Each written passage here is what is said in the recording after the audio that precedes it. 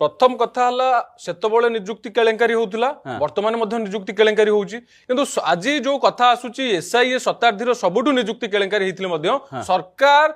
जो माने मुख्य अभियुक्त प्रिंसिपल अक्यूज ता पाखरे पहुंच पारुनी ये गोटे बड़ रैकेट आपण माने देखिबे ये सरकार गठन हलाठू जेते तदंत बइची हाई लेवल इंक्वायरी कमिटी जेते तदंत होईची कोनोसी तदंत सफल हेनी जो गोटी दीटी तदंत रिपोर्ट आछि काबरे कार्यानुष्ठान कोन करा जायनी जेहेतु क्राइम ब्रांच भल भाव तदंत करि पारुनी तेणु करी एबे दाबी उठुची सीबीआई की दिया जाऊ जेहेतु सरकार मध्य पूर्व कौन तदंत रे कहा ऊपर कार्यानुष्ठान ग्रहण करना तेणु आज सरकार ऊपर भरसा पाउनी जे ये जो केलेंकारी है निजुक्ति केलेंकारी कोटी कोटी टंकार ये एथिरे मध्य कार्यानुष्ठान हबो आपण देखिबे पूर्व जेते सब जने भाई पचाउथिले जे